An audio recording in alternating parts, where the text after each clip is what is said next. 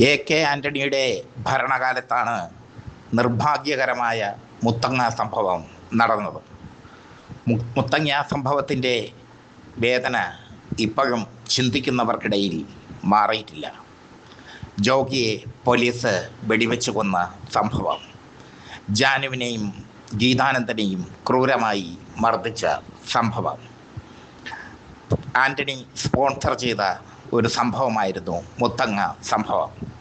ആദർശവാനായ ആന്റണിയുടെ മുഖം മൂടി അഴിച്ച സംഭവം, ആന്റണിയെ ഭരണത്തിൽ നിന്ന് താഴെ ഇറക്കിയ സംഭവം, പാരിയത്തുകാവ്, എറണാകുളം ജില്ലയിലെ കുന്നത്തുനാടിലെ പാരിയത്തുകാവ് മറ്റൊരു മിനി മുത്തങ്ങയാക്കാൻ യു ഡി എഫ് സർക്കാർ അധികാരത്തിലേറി അധിക ദിവസം കഴിയുന്നതിന് മുമ്പ് തന്നെ ശ്രമിച്ചു എന്നതാണ് ഏറ്റവും ശ്രദ്ധേയമായ കാര്യം. ഒരു പറ്റം സഖാക്കളാണ് അവരെ യു ഡി എഫിൻ്റെ വ്യാമോഹത്തെ, സതീശൻ്റെ വ്യാമോഹത്തെ തടഞ്ഞത്. ഇപ്പോഴും അവിടെ പോലീസുണ്ട്. സഖാക്കൾ ഊണും ഉറക്കവും കളഞ്ഞ് പാരിയത്ത് കാവിലെ ജനങ്ങൾക്ക് കാവലിരിക്കുന്നു, അവരെ കുടിയൊഴിപ്പിക്കാതിരിക്കാൻ വേണ്ടി. MP ഗോവിന്ദൻ മാസ്റ്റർ ഇന്നലെ അവിടെ എത്തിയിരുന്നു. കഴിഞ്ഞ 15 തവണയും തങ്ങളെ കുടിയൊഴിപ്പിക്കാനെത്തിയപ്പോൾ അവരെ തടഞ്ഞത് അന്നത്തെ എം എൽ എയും CPM നേതാവും ഒക്കെ ആയിരുന്ന PV ശ്രീനിജൻ. കഴിഞ്ഞ 15 തവണ തങ്ങളെ കുടിയൊഴിപ്പിക്കാനെത്തിയപ്പോൾ അവരെ തടഞ്ഞത് MLA ആയിരുന്ന PV ശ്രീനിജൻ ആയിരുന്നുവെന്ന് അവർ ഗോവിന്ദൻ മാസ്റ്ററോട് പറഞ്ഞു. എന്നെ കൊന്ന ശേഷമേ അവരെ കുടിയൊഴിപ്പിക്കാൻ പറ്റൂ എന്നാണ് അന്ന് PV ശ്രീനിജൻ MLA പറഞ്ഞത്. ഗോവിന്ദൻ മാസ്റ്റർ അവരോട് പറഞ്ഞു, ഈ പാർട്ടി കേരളത്തിൽ ഉള്ളപ്പോൾ നിങ്ങളെ കുടിയൊഴിപ്പിക്കാൻ ആർക്കും കഴിയില്ല. പാരിയത്തുകാവിൽ പോലീസ് നരനായാട്ട് നടത്തിയപ്പോൾ സതീശൻ അധികാരമേറിയതിൻ്റെ മധുവിധു ആഘോഷിക്കുകയായിരുന്നു. പാരിയത്തുകാവിലെ അമ്മമാരുടെ കണ്ണീരൊപ്പാൻ, ജനങ്ങളുടെ ആശങ്കയകറ്റാൻ തൻ്റെ ജില്ലയായിട്ടും സതീശൻ അവിടെ എത്തിയില്ല.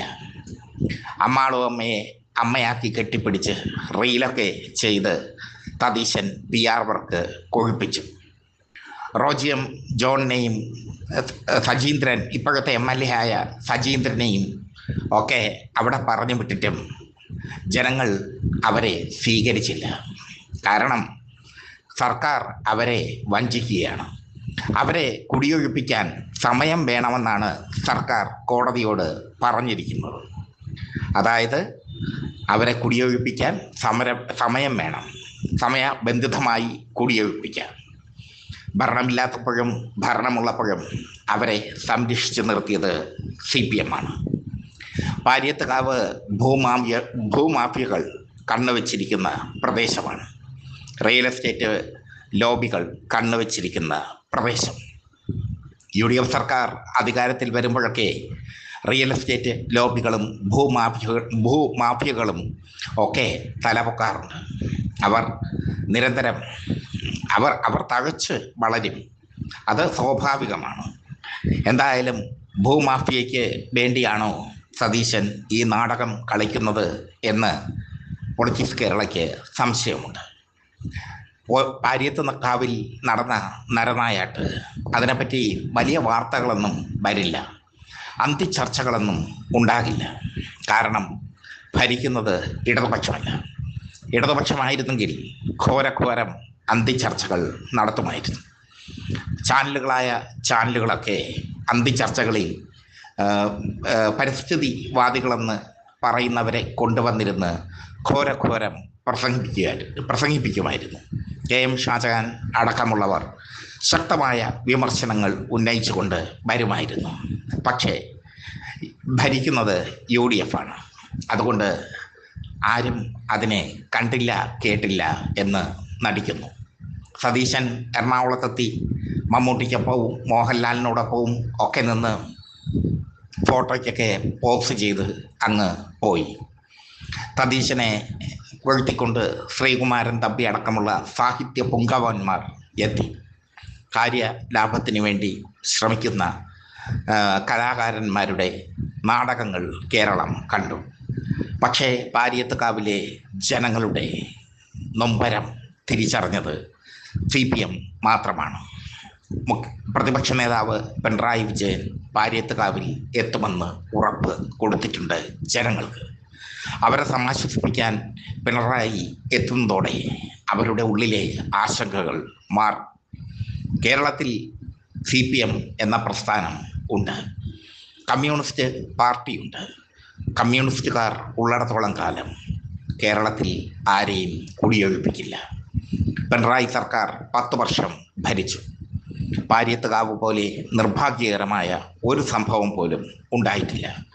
ഉണ്ടായിട്ടുണ്ടെങ്കിൽ പ്രേക്ഷകർക്ക് കമൻ്റായി രേഖപ്പെടുത്താവുന്നതാണ്. എന്തായാലും പാരിയത്തുകാവിലെ സമരം അത് സതീശൻ്റെ ബ്രില്യൻ്റ് ഗെയിമായിരുന്നു. മുഖ്യമന്ത്രിയായി സത്യപ്രതിജ്ഞ ചെയ്ത ശേഷം തൻ്റെ ജില്ലയായ എറണാകുളത്ത് മമ്മൂട്ടിക്കൊപ്പവും മോഹൻലാലിനോടൊപ്പവും ഒക്കെ നിന്ന് മധുവിധു ആഘോഷിച്ച ആഹ്ലാദ തിമിർപ്പുകൾ പങ്കുവച്ച സതീശൻ എന്തേ പാരിയത്തുകാവിലേക്ക് ഒന്ന് പോയില്ല? എന്തിന് റോജിയം ജോണിനെയും സജീന്ദ്രനെയും പറഞ്ഞയച്ചു? ഒളിച്ചു കളിക്കരുത് സതീശ. നിങ്ങളെ കേരളത്തിലെ ജനങ്ങൾ മനസ്സിലാക്കുന്ന ഒരു ഘട്ടം വരും. അന്ന് ജനങ്ങൾ വിളിച്ചു പറയും, നിങ്ങൾ ഒറ്റിക്കൊടുത്തവനല്ല ഒറ്റുകാരൻ. അന്ന് ജനങ്ങൾ വിളിച്ചു പറയും, നിങ്ങൾ കള്ളനല്ല, കള്ളന് കഞ്ഞി വെച്ചവൻ.